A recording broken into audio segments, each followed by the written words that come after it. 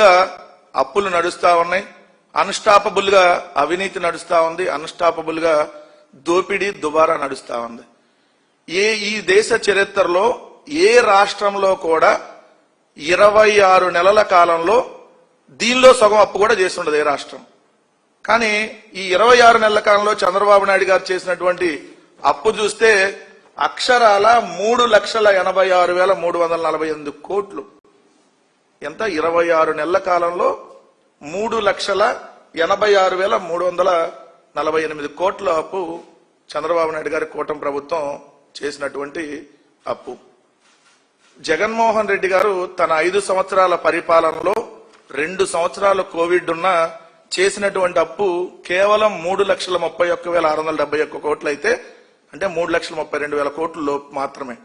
అన్ని రకాల అప్పులు, బడ్జెట్ లోపల అప్పులు, బడ్జెట్ బయట అప్పులు, అంటే కార్పొరేషన్ ద్వారా అన్ని అప్పులు కలిపి కేవలం 3,31,671 కోట్లు చేస్తే చంద్రబాబు నాయుడు గారు ఏదైతే అంటే వెన్నుపోటు నాయుడు, వెన్నుపోటు బాబన్న, వెన్నుపోటు నాయుడు అన్న ఆయన అందరికి గుర్తొస్తాడు. కాబట్టి ఆయన మనం వెన్నుపోటు పార్టీగా, వెన్నుపోటు బాబుగా మనం నామకరణం చేశాం. కాబట్టి ఆల్రెడీ వెన్నుపోటు పాలనలో చేసినటువంటి అప్పు, దీంట్లో బడ్జెట్ లోపల చేసినటువంటి అప్పు 2,18,137 కోట్లు. ఏదైతే కార్పొరేషన్ ద్వారా చేసిన అప్పు 1,20,524 కోట్లు. రాజధాని పేరుతో చేసినటువంటి అప్పులు 47,687 కోట్లు. అంటే మొత్తంగా ఈ 26 నెలల కాలంలో చంద్రబాబు నాయుడు గారి ప్రభుత్వం చేసినటువంటి అప్పు 3,86,348 కోట్లు. అంటే నెలకు ఎంత చేస్తా ఉన్నారు అప్పు? 14,859 కోట్లు చేస్తున్నారు నెలకి. రోజుకి 495 కోట్లు. అంటే ఒక్క రోజు ఈ వెన్నుపోటు ప్రభుత్వం చేసేటటువంటి అప్పుతో ఒక్క మెడికల్ కాలేజ్ కట్టేయచ్చు, ఒక్క రోజు చేసేటటువంటి అప్పుతో. అంటే రోజుకు 495 కోట్లు, గంటకి 20,68 లక్షలు. మరి ఇంత అప్పు చేసి ఏం చేస్తా ఉన్నారంటే మాత్రం సమాధానం లేదు. ఆడబిడ్డని ఇవ్వడానికి 1,500 డబ్బులు లేవు, ఏదైతే నిరుద్యోగ వృత్తి ఇవ్వడానికి 3,000 రూపాయలు ఇవ్వడానికి డబ్బులు లేవు, ఒక్కటంటే ఒక అభివృద్ధి కార్యక్రమం చేయడానికి డబ్బులు లేవు. అదే జగన్మోహన్ రెడ్డి గారి ప్రభుత్వం ఏదైతే 3,31,671 కోట్లు అప్పు చేస్తే దానిలో 2,73,756 కోట్లు డీబీటీ ద్వారా, అదేవిధంగా నాన్ డీబీటీ ద్వారా 1,86,604 కోట్లు ప్రజలకి నేరుగా అందించారు. ఎంత? 5 ఏళ్లలో డీబీటీ నాన్ డీబీటీ ద్వారా 4,58,360 కోట్లు జగన్మోహన్ రెడ్డి గారు ప్రజలకు అందించారు. దాంతో పాటు 15,004 గ్రామ వార్డు సచివాలయాలు, 10,778 రైతు భరోసా కేంద్రాలు, 10,000కు పైగా హెల్త్ క్లినిక్లు, 10,000కు పైగా డిజిటల్ లైబ్రరీలు, 38,000 స్కూళ్లు నాడు నేడులో ఏదైతే కార్పొరేట్ స్కూల్ లాగా 2 దశల్లో తీర్చిదిద్దటం, 4 పోర్టులు, 10 ఫిషింగ్ హార్బర్లు, 6 ఫిష్ ల్యాండ్ సెంటర్లు, 17 ప్రభుత్వ మెడికల్ కాలేజీలు, అదేవిధంగా ప్రభుత్వ ఆసుపత్రుల్ని నాడు నేడులో భాగంగా కార్పొరేట్ ఆసుపత్రులాగా తయారు చేయటం, Uddanam kidney research centre hospital, Vijayawada కృష్ణానదికిలో రిటైనింగ్ వాల్, నెల్లూరులో సంగం బ్యారేజీ, కొత్త అంగన్వాడీ కేంద్రాలు, పాల సేకరణ కేంద్రాలు, ఇలా గ్రామ గ్రామాన అభివృద్ధి, ఇంటింటికి సంక్షేమం అందిస్తే జగన్మోహన్ రెడ్డి గారు ఇప్పుడు ఈ వెన్నుపోటు పార్టీ ఈ అప్పులు చేసి, అంటే ఈ 2 సంవత్సరాల్లో ఏదైతే 3,86,348 కోట్లు అప్పులు చేసి ఏం చేస్తా ఉన్నారనంటే విస్తుపోయేటటువంటి వాస్తవాలు బయటకు వస్తాయి. ఇప్పుడు మనం చెప్పే మొత్తం వాళ్ళు ఏం చేశారు, ఈ డబ్బులతో ఎంతగా దోచుకున్నారు, ఎంతగా దుబారా చేశారనడానికి ఒక్కసారి మనం చూస్తే ఈ వెన్నుపోటు బాబు టెంపరీ కరకట్ట కొంపన ఒకటి ఉంటుంది. సారీ ఏమనుకోద్దు, ఎందుకంటే కొంప అంటేనే వాళ్ళకి అర్థమైద్ది, మన ఇల్లు అంటే వాళ్ళకి అర్థం కాదు.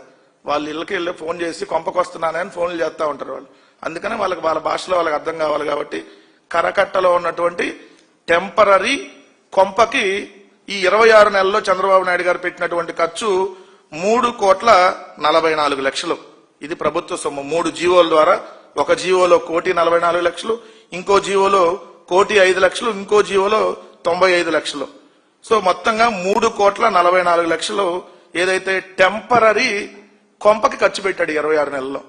ఎవరు హెరిటేజ్ డబ్బులు కాదు, మనం పన్నుల ద్వారా కట్టినటువంటి డబ్బు, లేదంటే ఇప్పుడు ఈ అప్పుల్లో తీసుకొచ్చినటువంటి డబ్బులు.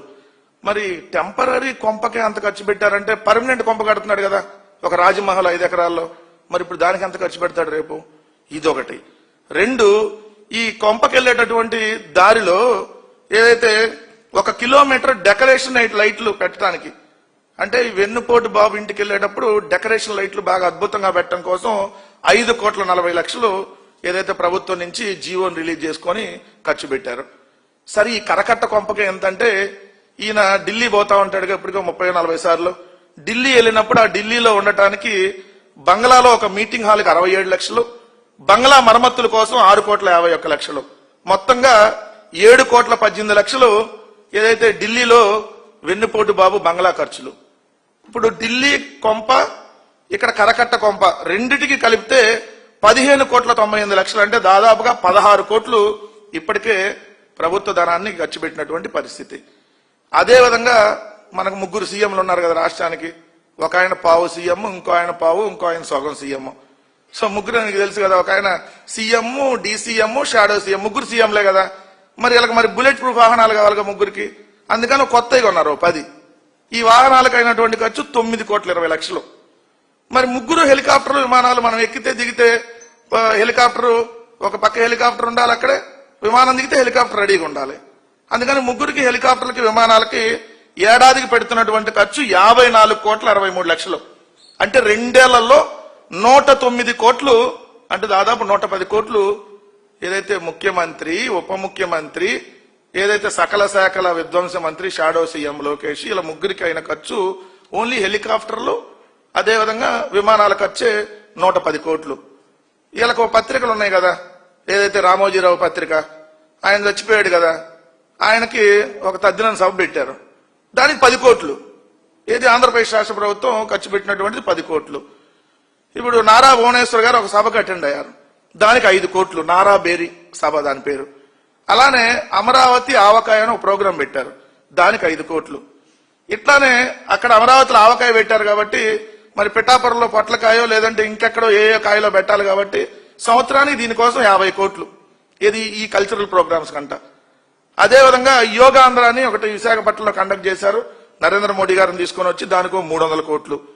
మొన్న భోగాపురంలో పెద్ద మీటింగ్ పెట్టారు కదా, 50 కోట్లు.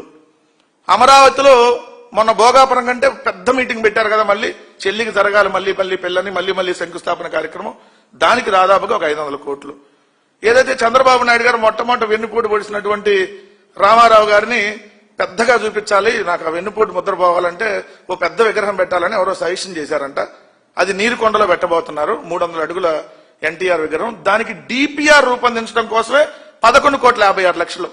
మరి విగ్రహానికి ఎన్ని వందల కోట్లు ఖర్చు పెడతారు, ఇంకా అది లెక్క రాలా. అలానే ఇది చండాలపు ప్రభుత్వం కాబట్టి ఆ చండాల ప్రభుత్వం తెలియకుండా మంచి ప్రభుత్వాన్ని స్టిక్కర్లు అంటించుకోవడానికి, ఇంటింటికి స్టిక్కర్లు అంటించే కార్యక్రమానికి 5,67,00,000 రూపాయలు ఏదైతే జీవో రూపంలో ఇచ్చి ఖర్చు పెట్టారు. సిఆర్డిఏలో కన్సల్టెంట్ల కోసం 70,64,00,000. ఇది కాకుండా 2024-25 సంవత్సరంలో ప్రభుత్వానికి సంబంధించి పబ్లిసిటీ, ఇంగ్లీషు, తెలుగు, హిందీ, ఉర్దూ, టీవీలు, పేపర్లు, ఏదైతే ఇవన్నీ అడ్వర్టైజ్మెంట్స్ కోసం సంవత్సరానికి 747 కోట్లు ఖర్చు పెడుతున్నారు. పెద్ద పెద్ద హోర్డింగ్లు కానీ, టీవీల్లో యాడ్లు కానీ, పత్రికల్లో యాడ్లు కానీ. అంటే 2 సంవత్సరాలకి అంతా 1,494 కోట్లు, అంటే దాదాపు 1,500 కోట్లు. 3 మెడికల్ కాలేజీలు వచ్చేస్తాయి, 1,500 కోట్లు ఓన్లీ దానికి. ఈ ప్రభుత్వంలో 34 మంది సలహాదారులు ఉన్నారు, ఒక్కొక్కరికి 2.5 లక్షల నుంచి 6 లక్షల దాకా జీతాలు ఉన్నాయి. అంటే ఈ 2 సంవత్సరాలు వాళ్ళకి కోట్లాది రూపాయలు జీతాలకే ఇచ్చారు. కుప్పంలో ఏదో సెంట్రల్ పార్క్ అని కడతాడంట చంద్రబాబు నాయుడు గారు, దానికి డిపిఆర్ కోసం 87 లక్షలు. ఇది కాకుండా స్వర్ణాంధ్ర విజన్ అంట, మరి చంద్రబాబు నాయుడు గారు విజన్ 420, ఇక్కడేమో ఏదో స్వర్ణాంధ్ర అంటున్నాడు. ఆ విజన్ కోసం 175 నియోజకవర్గాలకి 175 మంది కన్సల్టెంట్లని రిక్రూట్ చేశారు. 4 సంవత్సరాల వీళ్ళకి ఒక్కొక్కరికి నెలకు 60,000 రూపాయలు. 60,000 ఇంటూ 175 నియోజకవర్గాలు ఇంటూ ఏదైతే 4 సంవత్సరాల పాటు వాళ్ళకి ఇవ్వడం కోసం 50,40,00,000. దావోస్ లో గుండు సున్నా పెట్టుబడులు వచ్చినాయి 2 సార్లు పోతే. ఆ గుండు సున్నా పెట్టుబడులు కవర్ చేయడం కోసం నేషనల్ మీడియాకి 2 సార్లు 5 కోట్లు ఇచ్చారు. అలానే 5 రూపాయల భోజనం పేరుతో ఒక CEO, చైర్మన్, సలహాదారులు నియమించారు. వాళ్ళ అందరికీ కలిపి నెలకు 1 కోటి రూపాయల జీతం. అదేవిధంగా సింగపూర్ లో షికారులు చేసి వస్తానికి కోట్లాది రూపాయల ఖర్చులు ఇప్పటికే ఆల్రెడీ అయిపోయినాయి. అలానే మంత్రుల విదేశీ పర్యటనలకు ఇప్పటికే కోట్లాది రూపాయలు తగలేశారు, గుండు సున్నా వచ్చిన పెట్టుబడులు. అమరావతిలో పిచ్చి మొక్కలు పీకడానికి, నీరు ఎత్తి తోడిపోయడానికి అది పెద్ద కాంట్రాక్టు, నిరంతరం 24/7 నడిచే కాంట్రాక్టు, దానికి 100 కోట్లు. అదేవిధంగా అమరావతిలో 1 కిలోమీటర్ రోడ్డు వేయడానికి 180 కోట్లు.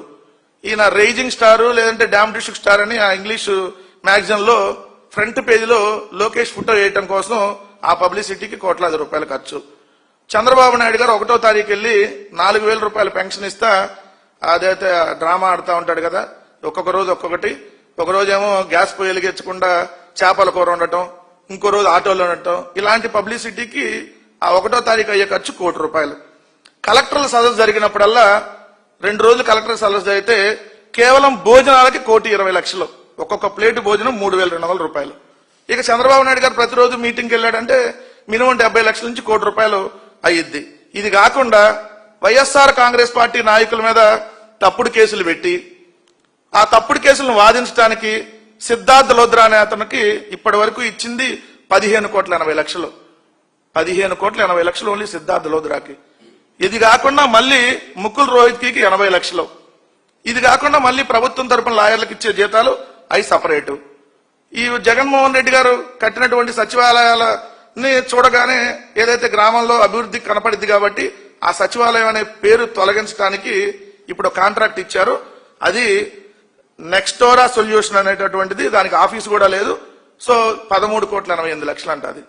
ఇది కాకుండా 100 కోట్ల కాంట్రాక్ట్ ని చంద్రబాబు నాయుడు గారు వాళ్ళ బినామీలు బల్సు శ్రీనివాసరావు లేదంటే ఇంకొక రావో లేదంటే ఇంకొక ఫ్రెండో లేదంటే ఎంపీ భరత్ తోడల్లుడో ఇట్లాంటి వాళ్ళకి 100 కోట్ల కాంట్రాక్ట్ ని 1000 కోట్లకి ఇచ్చేసి దానిలో ఒక దోపిడీ.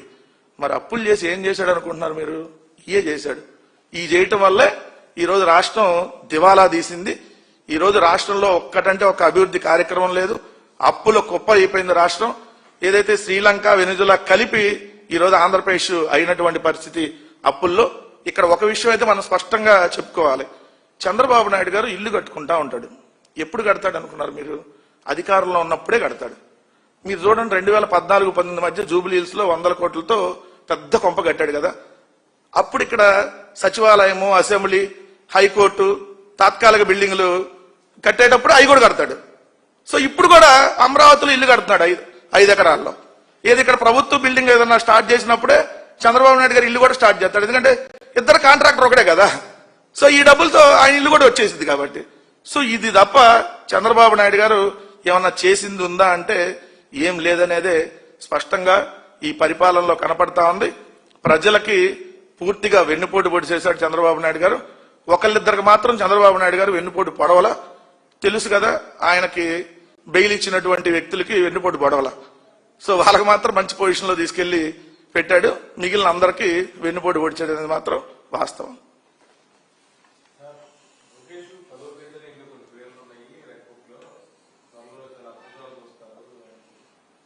అంటే ఇంకా 9 పేజీలు ఓపెన్ చేశాడు, 10వ పేజీ ఓపెన్ చేస్తాడంట. 9 పేజీలకే ఈ రాష్ట్రంలో ఎంత దారుణంగా పరిపాలన ఉంటే ఇంకా పేజీలు ఓపెన్ అయ్యే కొందుకు ఇంకా ఎంత అరాచకం జరగబోతుందో చెప్పకనే చెప్తున్నాడు. అంటే ఇంకా ఈ 2.5 ఏళ్ళు ఇంకా అరాచకం పేట్రేగిపోయిద్దని సాక్షాత్తు ముఖ్యమంత్రి కొడుకే చెప్తున్నటువంటి పరిస్థితి. ఒకటైతే చెప్తున్నా, తొందరగా పేజీలన్నీ తెరిచేసుకో. ఎందుకంటే ఇంకా 2.5 తర్వాత నువ్వు తెరవటానికి ఉండదు, మూయటానికి ఉండదు. ఎందుకంటే నువ్వు ఈ రాష్ట్రంలో ఉండవు కదా, పారిపోతావు కదా. సింగపూర్ లో శాశ్వత నివాసం ఆల్రెడీ కట్టుకున్నట్టున్నారు. తండ్రి కొడుకులు ఇద్దరు ఏదైతే రేపు ఓడిపోగానే ఇంకా అక్కడికి పారిపోవటం. అందుకనే నువ్వు ఎన్ని పేజీలు ఉంటే అన్ని పేజీలు తొందరగా ఓపెన్ చేయి. నీ పేజీలను చూసి ఇక్కడ ఎవడో భయపట్ల, నీ పుస్తకాన్ని చూసి ఎవడో భయపట్ల. సో నువ్వు తొందరగా